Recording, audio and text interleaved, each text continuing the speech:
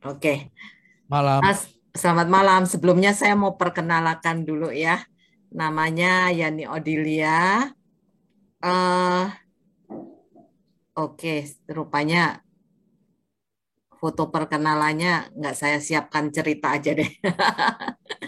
Cerita aja. Jadi saya udah bersuami, suami satu, anak satu, anak gadis ya. Udah semester 5 sekarang di Atma Jaya.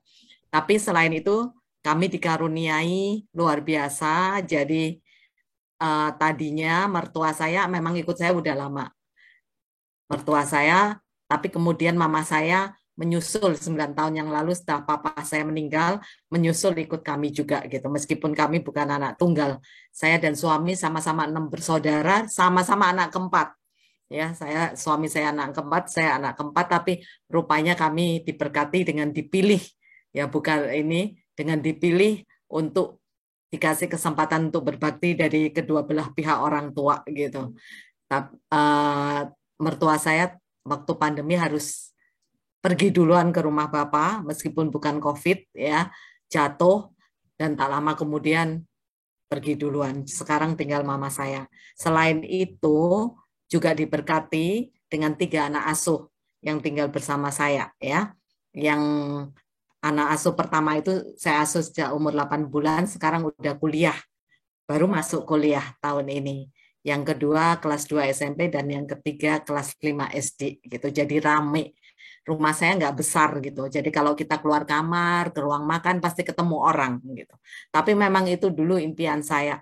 Saya impian kalau di rumah itu yang ketemu aja gitu. Saya nggak suka kalau rumah besar terus nyarinya susah gitu. Nanti anak sembunyi di mana, ini sembunyi di mana gitu. Jadi mending rumah yang kalau keluar kemana itu bisa ketemu orang gitu, bisa akrab gitu satu sama lain gitu. Puji Tuhan.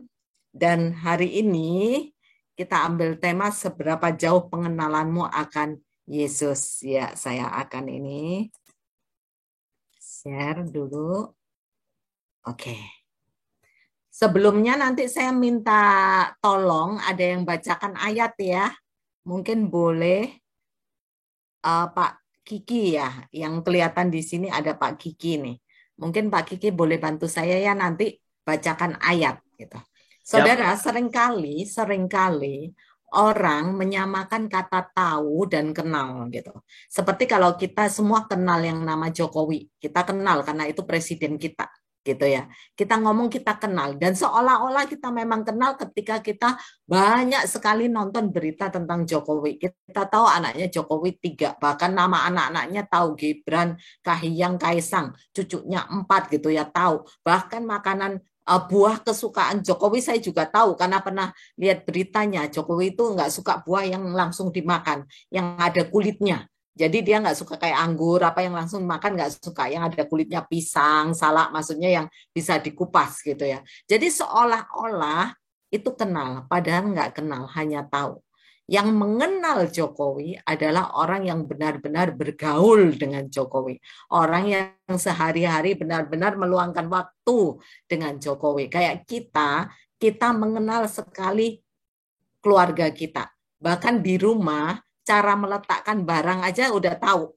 Oh, ini si anak ini nih yang letakin barang model kayak begini gitu ya. Oh, ini anak cewek ini yang letakin barang model begini. Bahkan barang aja diletakkan tanpa kita tanya siapa yang letakin barang, kita udah tahu gitu. Oh, ini si ini nih, yang rapi ini si Oma nih yang letakin barang kayak gini, yang rapi ini gitu. Jadi udah tahu, itu namanya kenal. Maksudnya udah sangat mengenal gitu karakternya, kebiasaannya, bahkan mimik wajahnya, bagaimana dia mau marah gitu ya. Saya ingat suami saya dulu waktu pertama-tama mau menikah, itu saya kan masih emosional gitu. Suami saya lebih sabar daripada saya gitu kan.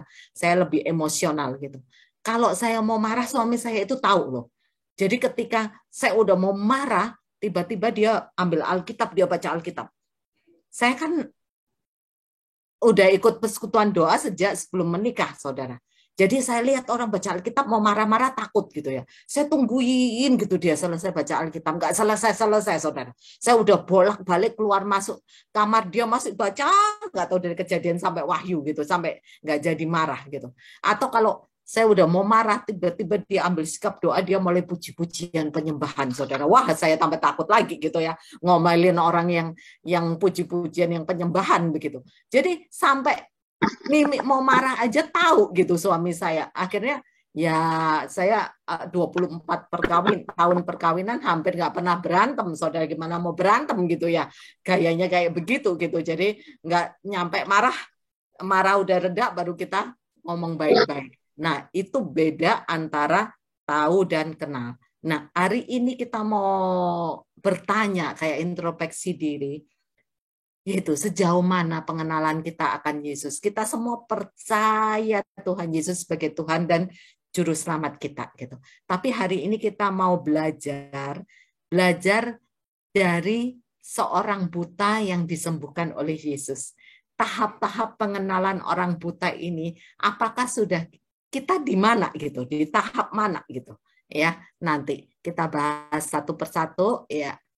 Kita buka terlebih dahulu. Sorry ini belum di ini ya. Oke. Yohanes 9, kita bahasnya Yohanes 9 ayat 1 sampai 38. Tapi karena panjang, nanti kita baca berapa ayat langsung bahas gitu ya. Boleh dibantu Yohanes 9 ayat 1 sampai dengan 2. Tadi saya tunjuk siapa, Pak Kiki ya? Ya, boleh, siap. Yohanes 9 ayat 1 dan 2. Waktu Yesus sedang lewat, ia melihat seorang buta ya, sejak lahirnya. Murid-muridnya bertanya kepadanya, "Rabi, siapakah yang berbuat dosa? Orang ini sendiri atau orang tuanya? Sehingga ia dilahirkan buta." Ya, saudara, waktu itu ada kejadian Yesus sedang lewat, dan lewatnya bukan sendiri, tapi bersama murid-muridnya.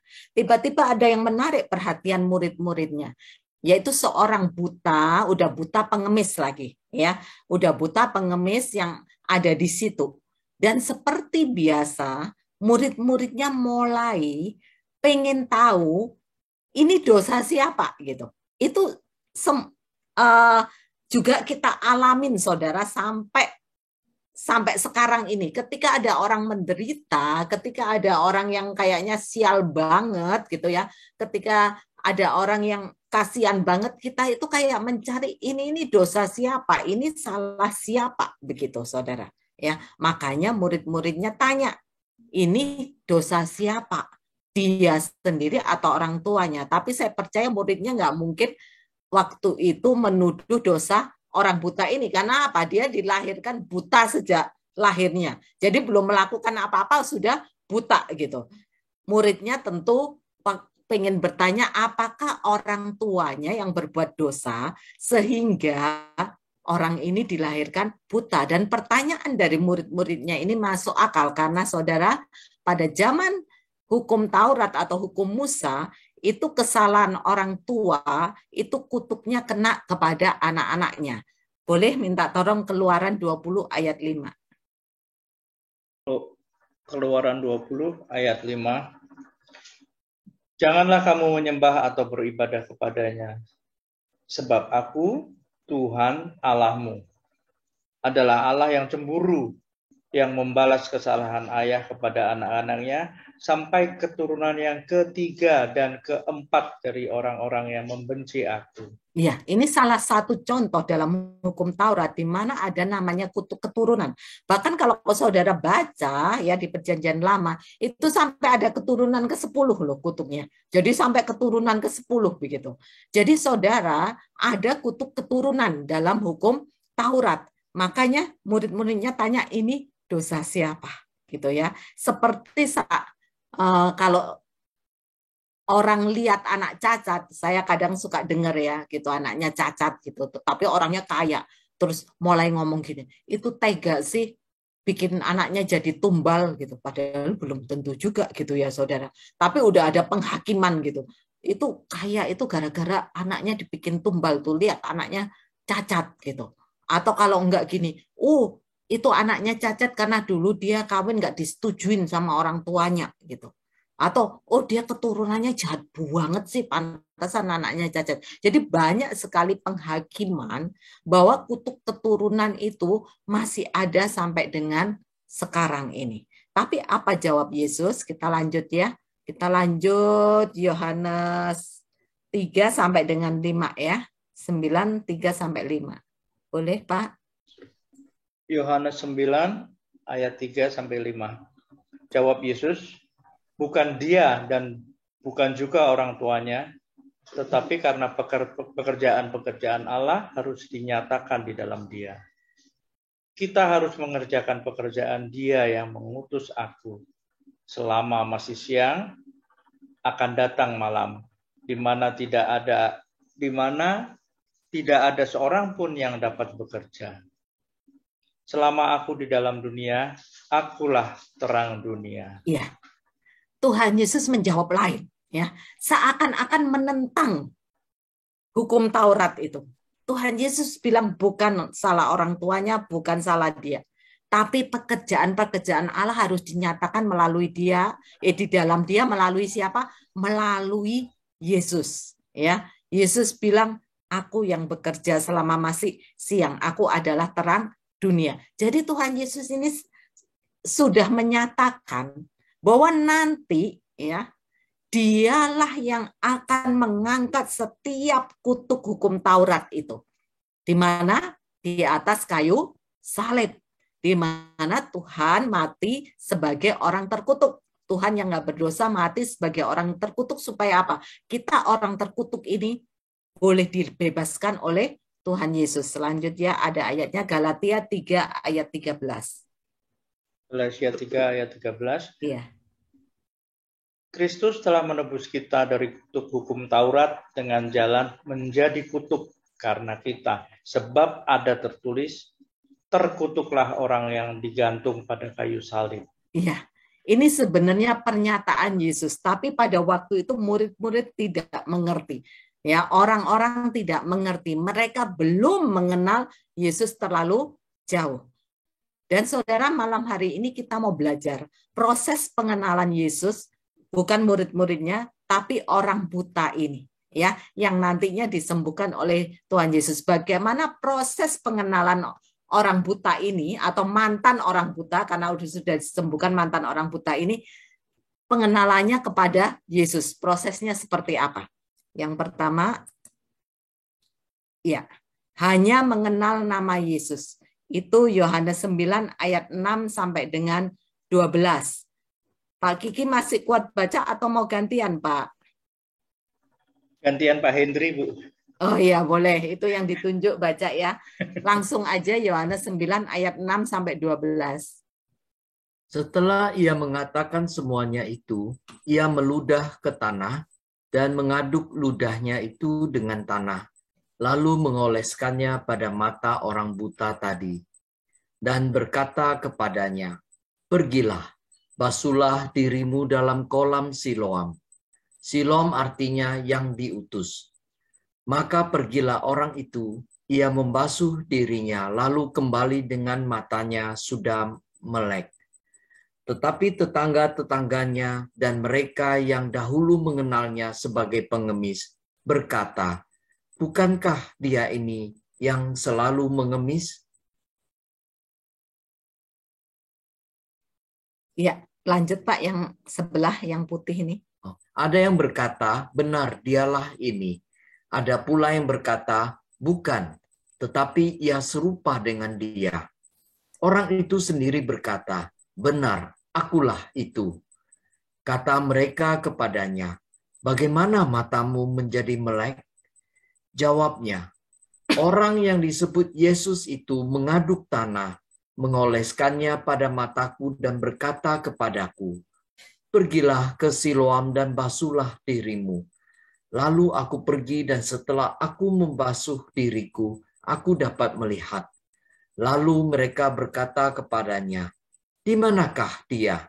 Jawabnya, "Aku tidak tahu." Ya, saudara, orang buta ini akhirnya disembuhkan oleh Tuhan Yesus ya dengan cara Tuhan meludah ke tanah, diaduk, diolesin matanya, terus suruh basuh ke kolam Siloam. Waktu dia basuh, dia bangkit, tahu-tahu matanya udah melek gitu ya. Dan orang yang mengenal kaget semua gitu. Nggak percaya ini benar nggak? Mereka tahu ini buta sejak lahir dan mereka tahu itu pengemis gitu kan. Tapi mantan orang buta bersaksi benar itu aku gitu. Lalu mulai ditanya siapa yang nyembuhin kamu gitu. Dan mantan orang buta hanya tahu apa? Orang yang disebut Yesus itu. Dia hanya tahu namanya Yesus gitu ya. Namanya Yesus itu yang menyembuhkan aku. Dan waktu ditanya lagi, di mana dia? Mantan orang buta itu bilang, aku tidak tahu. Jadi pengenalannya masih cetek, saudara. Ini seperti iman mula-mula orang Kristiani. Baik yang dibaptis bayi maupun dibaptis dewasa. Saya dibaptis dewasa waktu SMA. Meskipun orang tua saya, mama papa saya Katolik, tapi karena saya sejak kecil tidak tinggal bersama mama papa saya sama kakek nenek saya, jadi saya SMA itu baru dibaptis, saudara. Dan pada waktu dibaptis, belajar loh setahun ya, katakumen setahun, tapi nggak nyantol, saudara. Waktu katakumen, apalagi romonya ganteng banget. Jadi katakumennya rajin gara-gara romonya ganteng gitu, saudara. Tapi kalau ditanya-tanya lebih lanjut soal Tuhan Yesus, soal iman, nggak bisa jawab. Ya, nggak bisa jawab. Taunya iya, harus misa gitu ya. Misa itu hanya sebagai rutinitas. Dan ini membahayakan, saudara. Orang yang kurang mengenal akan Yesus, ya. Boleh dilanjut baca Hosea 4 ayat 6. Umatku binasa karena tidak mengenal Allah. Karena engkaulah yang menolak pengenalan itu, maka aku menolak engkau menjadi imamku. Dan karena engkau melupakan pengajaran Allahmu, maka aku juga akan melupakan anak-anakmu. Iya. Umatku, bukan orang luar ya, umatku. Artinya umat Allah itu ternyata bisa binasa karena tidak mengenal Allah. Meskipun dia umat Allah, harusnya kan umat Allah milik Allah ya, tapi tidak mengenal Allah. Karena yang menolak siapa? Kita sendiri. Yang menolak pengenalan akan Allah. Jadi bahaya sekali, saudara. Dan ini hanya mengenal nama saja. Ini orang yang ya orang Kristiani percaya Yesus gitu ya, melakukan ibadah hanya rutinitas. Kalau perlu ada yang malah napas Natal Paskah gitu ya, atau rajin ibadah misa gitu ya. Tapi nanti bacaan di mana udah nggak inget bacaannya apa. Khotbah Romo udah nggak inget khotbahnya apa gitu ya. Misa artinya dari awal sampai akhir nggak tahu. Pokoknya ya udah ngikut-ngikut aja gitu. Tidak pernah baca kitab suci, nggak tertarik sekali baca kitab suci, saudara. Apalagi ikut pendalaman Alkitab atau persekutuan doa gitu. Yang penting biasa-biasa, pokoknya orang Kristiani tapi biasa-biasa gitu. Nah ini bahaya, saudara ya, karena dia benar-benar pengenalannya masih cetek sekali, saudara, tentang Tuhan Yesus. Tapi kita lihat ternyata mantan orang buta ini mengalami proses pengenalan tentang Tuhan Yesus. Ya, yang kedua, mulai memperdalam pengenalan akan Yesus ya, saudara. Yohanes 9 ayat 13 sampai dengan 17. Boleh Pak Hendri masih kuat baca atau mau lempar ke siapa? Yohanes 9 ayat 13 sampai 17. Lalu mereka membawa orang yang tadinya buta itu kepada orang-orang Farisi. Adapun hari waktu Yesus mengaduk tanah dan memelekkan mata orang itu adalah hari Sabat. Karena itu orang-orang Farisi pun bertanya kepadanya, "Bagaimana matanya menjadi melek?" Jawabnya, "Ia mengoleskan adukan tanah pada mataku, lalu aku membasuh diriku, dan sekarang aku dapat melihat." Maka kata sebagian orang-orang Farisi itu, "Orang ini tidak datang dari Allah, sebab ia tidak memelihara hari Sabat." Sebagian pula berkata, "Bagaimanakah seorang berdosa dapat membuat mujizat yang demikian?" Maka timbullah pertentangan di antara mereka. Lalu kata mereka pula kepada orang buta itu, "Dan engkau, apakah katamu tentang dia? Karena ia telah memelekkan matamu?" Jawabnya, "Ia adalah seorang nabi." Ya, naik tingkat, saudara. Dari yang namanya Yesus ada di mana nggak tahu. Nah, ketika kepepet, ya, karena orang-orang memanggil orang Farisi yang dianggap hamba-hamba Tuhan yang lebih tahu gitu ya, untuk menyatakan bahwa ada mujizat besar nih. Ada orang buta yang melihat. Tapi rupanya orang Farisi bukan melihat mujizatnya, malah pengen nyalain Yesus yang membuat mujizat. Karena hari Sabat. Jadi orang Farisi bingung cari tahu bukan untuk memuliakan Allah, wah ada mujizat, tapi pengen nyalain, ya pengen cari kesalahan.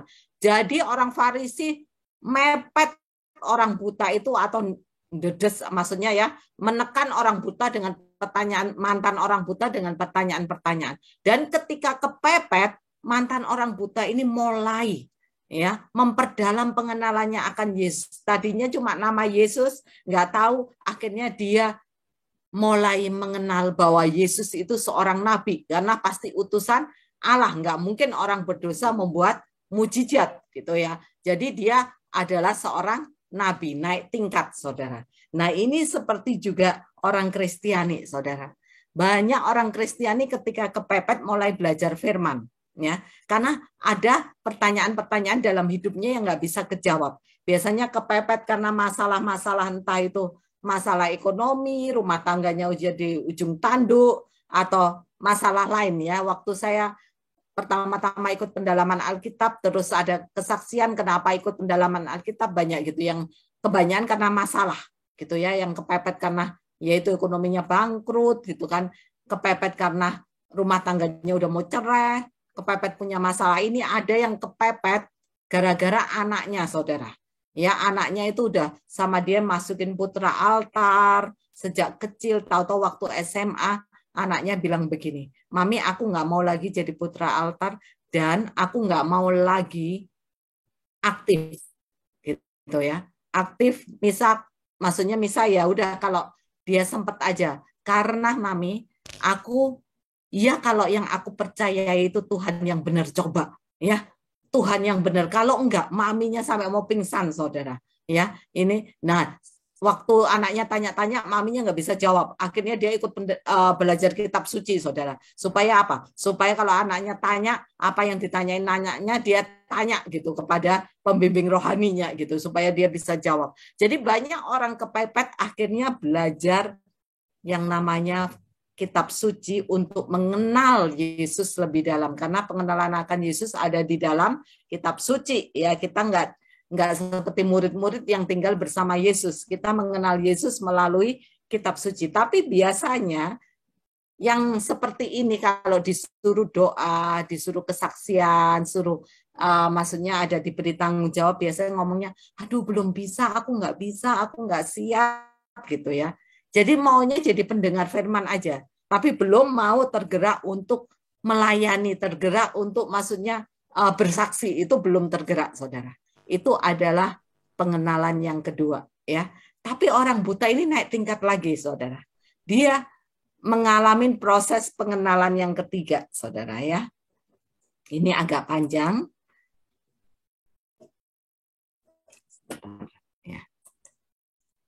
Mulai percaya kuasa Yesus berasal dari Allah, Yohanes 9 ayat 23 sampai 34 ya. Nanti masih ada lanjutannya. Boleh Pak Hendri atau mau tunjuk temannya untuk baca? Saya lagi, Bu, nggak apa-apa. Itulah sebabnya maka orang tuanya berkata, "Ia telah dewasa, tanyakanlah kepadanya sendiri." Lalu mereka memanggil sekali lagi orang yang tadinya buta itu dan berkata kepadanya, "Katakanlah kebenaran di hadapan Allah. Kami tahu bahwa orang itu orang berdosa." Jawabnya, "Apakah orang itu orang berdosa atau apakah orang itu orang berdosa? Aku tidak tahu. Tetapi satu hal aku tahu, yaitu bahwa aku tadinya buta dan sekarang dapat melihat." Kata mereka kepadanya, apakah yang diperbuatnya kepadamu? Bagaimana ia memelekkan matamu? Jawabnya, telah kukatakan kepadamu dan kamu tidak mendengarkannya. Mengapa kamu hendak mendengarkannya lagi? Barangkali kamu mau menjadi muridnya juga. Sambil mengejek mereka berkata kepadanya, engkau murid orang itu, tetapi kami murid-murid Musa. Kami tahu bahwa Allah telah berfirman kepada Musa, tetapi tentang dia itu kami tidak tahu dari mana ia datang. Jawab orang itu kepada mereka, aneh juga bahwa kamu tidak tahu dari mana ia datang, sedangkan ia telah memelekkan mataku.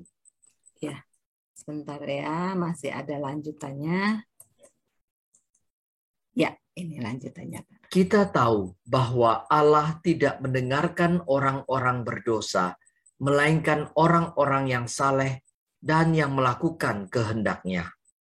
Dari dulu sampai sekarang, tidak pernah terdengar bahwa ada orang yang memelekkan mata orang yang lahir buta. Jikalau orang itu tidak datang dari Allah, ia tidak dapat berbuat apa-apa. Jawab mereka, engkau ini lahir sama sekali dalam dosa dan engkau hendak mengajar kami? Lalu mereka mengusir dia keluar. Ya, saudara, mantan orang buta ini mulai memperdalam lagi pengenalannya akan Yesus. Ketika dipepet terus oleh orang Farisi, ya orang Farisi yang mencari kesalahan tentang Yesus. Ini mantan orang buta ini membela gitu ya, berusaha membela Yesus. Dan semakin dia membela Yesus, semakin dia memperdalam pengenalan akan Yesus gitu. Yang tadinya cuma namanya Yesus, di mana nggak tahu. Terus oh dia seorang nabi, ini makin memperdalam lagi. Dia bilang nggak mungkin lah orang sampai membuat mujizat memelekkan mata. Jadi beda saudara, menyembuhkan mata orang buta sama memelekkan. Kalau menyembuhkan itu tadinya itu pernah melihat, terus buta terus sembuh. Kalau memelekkan itu dari lahir sudah buta. Dan dikatakan dari dulu sampai sekarang belum pernah ya, tidak pernah terdengar ada orang yang memelekkan mata orang lahir buta. Jadi dia yang baru pertama kali. Jadi nggak mungkin mujizat yang sebesar itu kalau nggak datang dari Allah. Kalau nggak datang dari Allah, datang dari siapa gitu ya. Akhirnya mantan orang buta ini mendebat, dia lebih memperdalam pengenalan akan Yesus dan sampai orang Farisi nggak bisa ngomong dan diusir, saudara ya. Kamu ini orang berdosa, pengen ngajar gitu ya. Akhirnya dia diusir. Nah, saudara, ini peningkatan pengenalan yang ketiga. Biasanya ini orang-orang Kristiani yang makin tinggi desakannya ya, makin tekun cari jawaban, saudara. Ya, ketika persoalan makin berat, makin tekun cari jawaban. Dan biasanya ini mulai merasakan mujizat, saudara. Jadi mulai ada kesaksian dalam hidupnya. Mulai mau kalau disuruh bersaksi itu, saudara.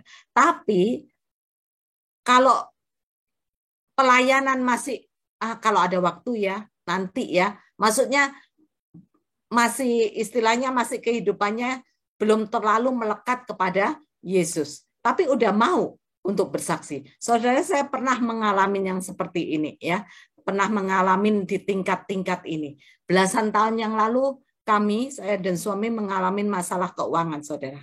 Waktu itu kami masih tingkat, ya mungkin tingkat 2 gitu ya, saudara, yang baru memperdalam gitu, maksudnya berusaha memperdalam gitu kan.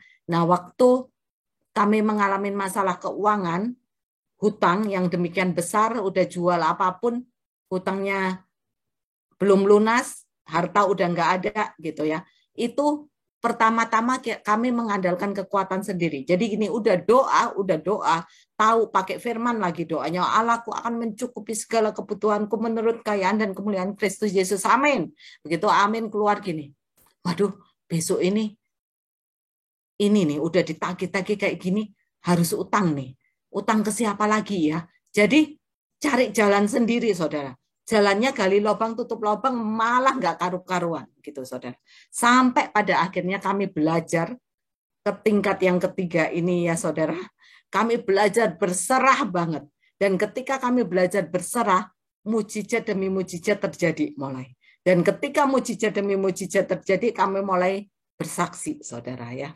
Mulai bersaksi. Sampai akhirnya Tuhan benar-benar pulihkan gitu. Tuhan benar-benar tolong kami sampai kami selesai masalah ekonomi, diberkati gitu, saudara.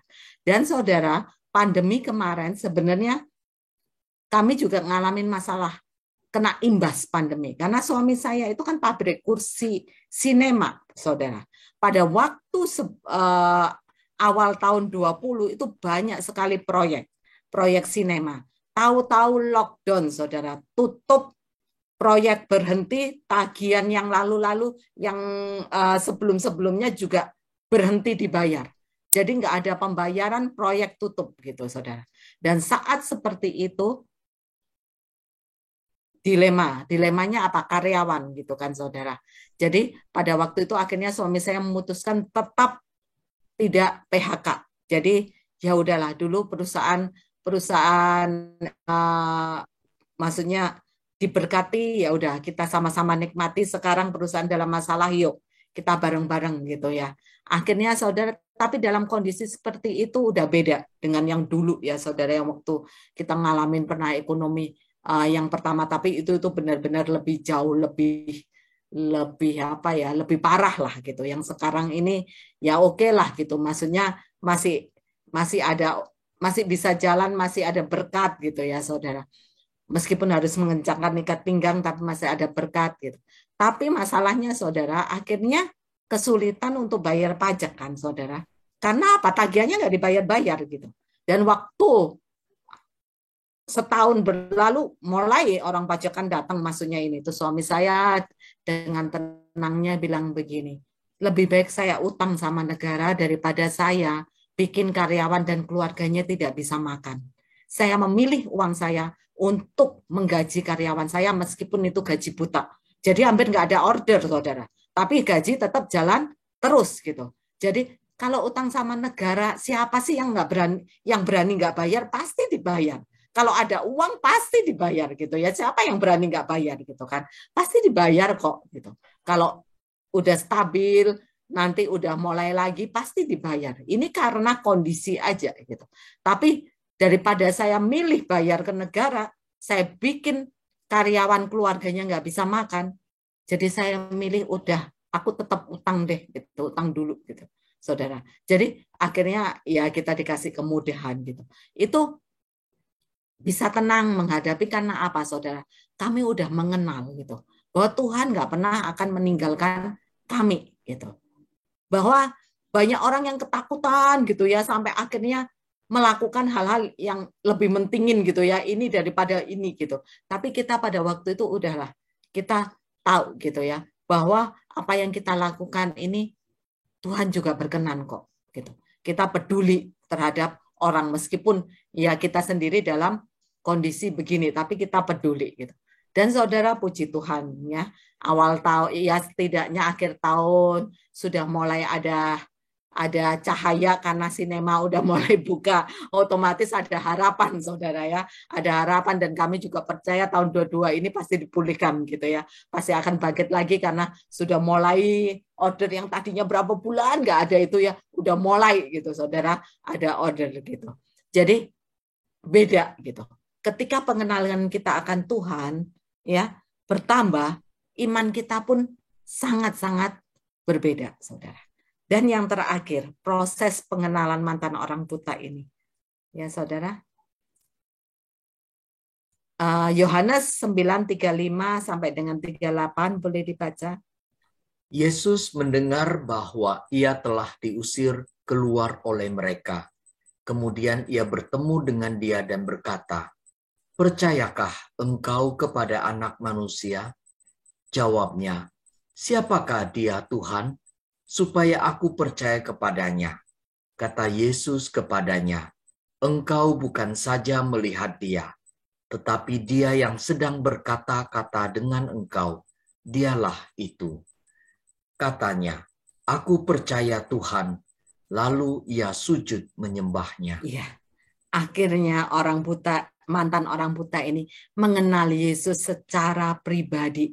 karena bertemu dengan Yesus sendiri. Saudara, ini pengenalan yang harus dialamin oleh setiap orang Kristiani, bahwa bertemu mempunyai pengalaman pribadi dengan Yesus, bertemu dengan Yesus sendiri, mempunyai pengalaman pribadi dengan Yesus, sehingga orang yang biasanya mengalami ini akan berkata, tanpa Tuhan aku nggak akan bisa apa-apa. Dan orang ini kalau pelayanan nggak disuruh-suruh, otomatis saudara, otomatis dia akan pengen pelayanan, karena hanya itu yang bisa dia lakukan untuk membalas kebaikan Tuhan gitu saudara. Jadi ini benar-benar suatu yang indah banget mengalami perjumpaan pribadi dengan Tuhan. Saya belajar, saya masih belajar di proses ini saudara ya. Tapi setidaknya yaitu berjuanglah gitu ya. Berjuang mengalami pengalaman pribadi bersama Yesus. Dan kalau kita mengalami pengalaman pribadi bersama Yesus, biasanya kita udah nggak terlalu khawatir lagi. Hidupnya ini akan ya mengalirnya itu gimana ya saudara? Benar-benar bergantung kepada Tuhan, mengandalkan Tuhan dalam setiap kehidupan kita. Saya ada kesaksian ya saudara. Jadi saya baru mengalami saudara peristiwa yang menurut saya ini besar. Akhir tahun ini. Saya ini sehat sekali, saudara. Flu itu 2-3 tahun sekali baru flu kayaknya sekali gitu ya. Batuk mungkin setahun sekali bisa batuk gitu ya, saudara. Tapi sehat, saudara. Istilahnya sakit kepala juga jarang gitu kan, saudara. Tapi saya tidak menjaga kesehatan saya. Saya mengabaikan kebaikan Tuhan yang udah beri saya sehat. Saya makannya sembarangan. Saya makan sangat sembarangan, saudara. Saya udah umur 53, tapi saya nggak pernah jaga makan. Saya kalau makan ayam itu milihnya kulit brutu jeroan, saudara. Usus, pokoknya gitu ya. Hati, ampela, pokoknya yang orang lain hindarin itu yang saya pilih. Kalau soto itu pasti bilang, pakai ini ya kulit aja ya Pak. Nggak usah dagingnya, pakai kulit aja, sama maksudnya sama hati ampela gitu. Jadi bakmi juga begitu saudara. Waduh, makannya itu nggak sehat banget. Sukanya yang jeroan-jeroan, pokoknya nggak sehat-sehat itu saya nggak pantang gitu. Meskipun udah umur 50 lebih saudara. Sampai pada akhirnya tahu-tahu pertengahan November saudara, saya mengalami sakit perut yang luar biasa.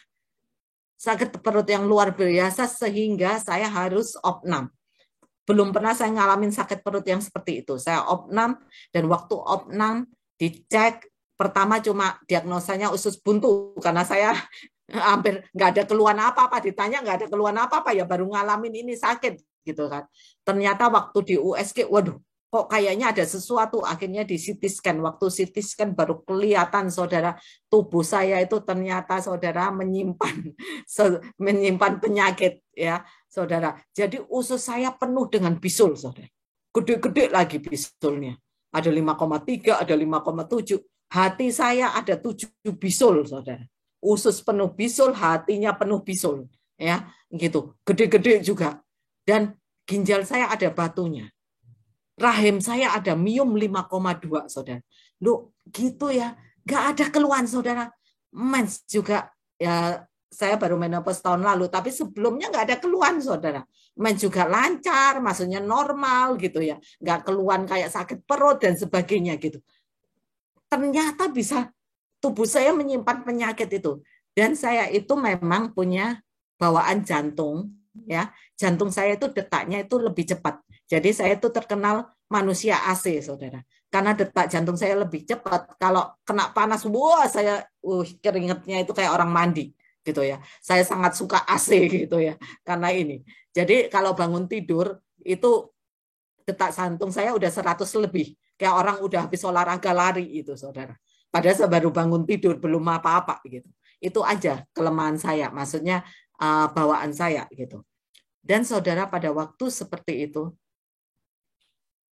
dokter memutuskan harus operasi dan biopsi. Kenapa kok ada begini? Takutnya ada sel kanker gitu kan, saudara. Dan pada waktu itu saya kasih ketenangan, nggak takut apa-apa, saudara. Bahkan sebelum operasi, sehari sebelum operasi, saya bermimpi. Saya bermimpi naik kereta.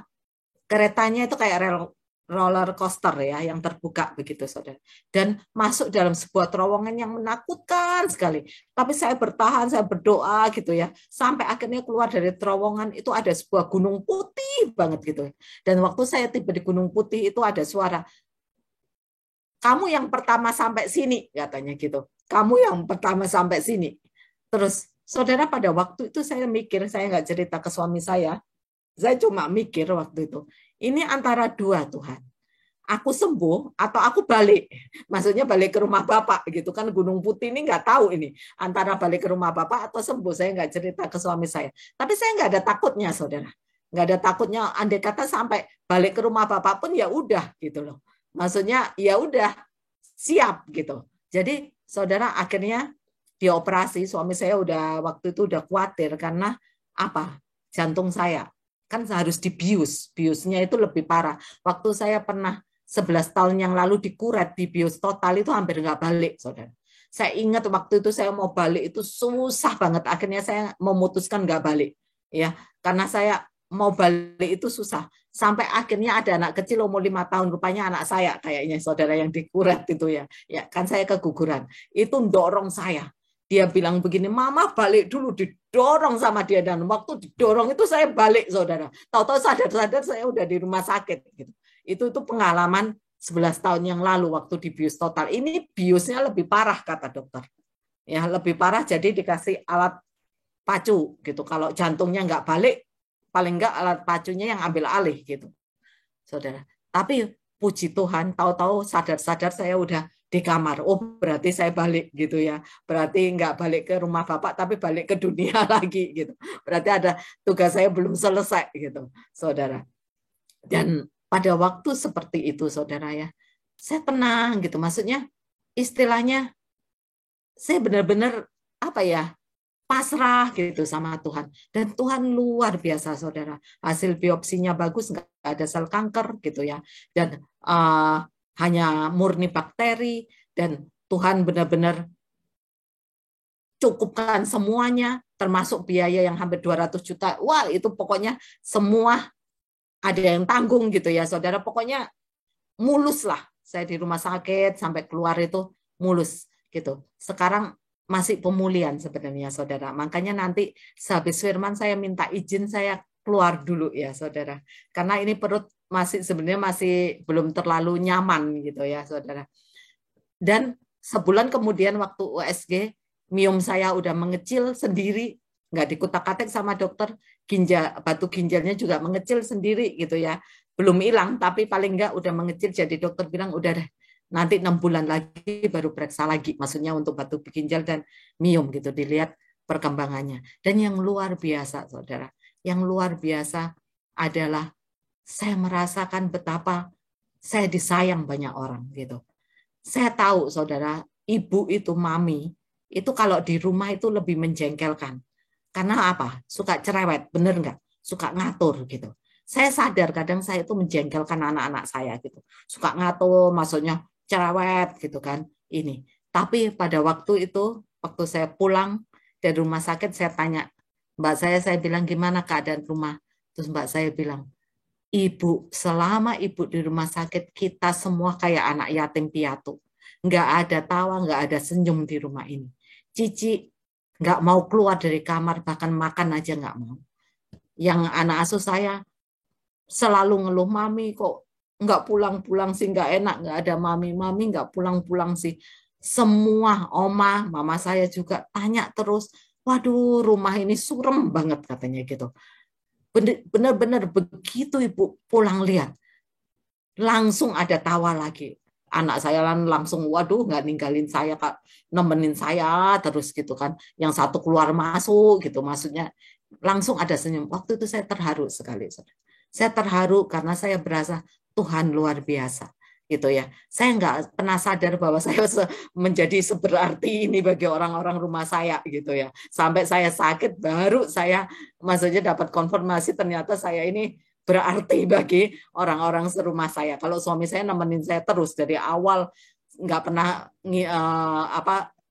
tidur rumah sakit dari awal sampai pulang gitu. Saya pulang selalu tidur di rumah sakit nemenin saya gitu. Jadi saudara, itu ketika kita mempunyai perjumpaan pribadi dengan Tuhan Yesus, apapun bisa kita lalui. Apapun, mau itu sampai istilahnya hal yang kita dalam lembah kelam, hal yang menakutkan dalam hidup kita bisa lalui bersama Tuhan. Karena apa? Kita percaya hidup kita tanpa Tuhan itu nggak ada artinya. Kalau sampai hari ini, itu semua hanya Tuhan. Bisa sampai hari ini, itu semua hanya Tuhan. Anak-anak kuliah lancar, dan saya itu bukan kuliah anak saya aja gitu. Ada anak asuh, ada beberapa anak gitu yang kuliah sampai hari ini lancar. Itu semua karena Tuhan gitu. Dalam kondisi ekonomi yang kemarin kena ya imbas gitu ya saudara. Dan rumah dalam keadaan damai itu semua juga karena Tuhan. Jadi saudara, ini adalah tahap pengenalan akan Yesus. Ya, yang pertama hanya mengenal nama Yesus, tapi masuk tahap yang kedua. Kalau ini orang nggak ada keinginan belajar kitab suci, baca kitab suci, biasanya cuma rutinitas, ibadah hanya rutinitas. Tapi mulai masuk ke tahap kedua, mulai memperdalam pengenalan akan Yesus. Mulai mau belajar kitab suci, mulai mau baca kitab suci, mulai pengen tahu tentang Yesus lebih dalam. Biasanya orang ini dalam kondisi kepepet, saudara ya. Dalam kondisi ada sesuatu dalam hidupnya. Nah, pengenalan yang ketiga mulai percaya kuasa Yesus berasal dari Allah. Jadi mulai kalau ada apa-apa percaya menyerahkan kepada Tuhan Yesus, saudara. Ya, percaya, waduh, ini berdoa aja, maksudnya tidak mengandalkan manusia, mengandalkan Tuhan. Biasanya mulai ada mujizat dan mulai ada kesaksian dalam hidupnya. Ya, pendalaman Alkitabnya juga mulai lebih dalam. Tapi masih belum hidupnya itu masih ke arah dunianya masih ya separuh-separuh gitu ya saudara. Tapi begitu perjumpaan pribadi dengan Yesus, benar-benar mengalami kasih Tuhan yang luar biasa ya. Nah, orang ini akan berkata, tanpa Tuhan, aku nggak bisa apa-apa. Segala sesuatu adalah anugerah. Apa yang aku terima, apa yang aku alamin sekarang adalah anugerah. Baik pada waktu aku dalam kondisi di atas maupun di bawah adalah anugerah. Baik dalam kondisi sehat sampai kondisi udah di ujung maut, itu juga anugerah. Ya saudara, saya lagi belajar.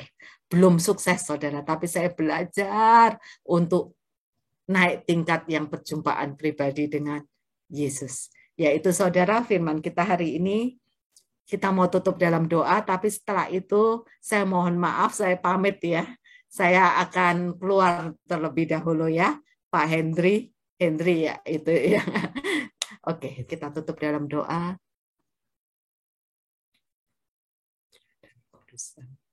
Bapa dalam surga, terima kasih Bapa. Firman sudah ditabur, hamba kembalikan lagi Tuhan, kemuliaan dan firman ini ke dalam tangan-Mu. Karena Engkau yang akan bekerja Tuhan untuk kami semua yang hadir di sini Tuhan. Untuk firman ini.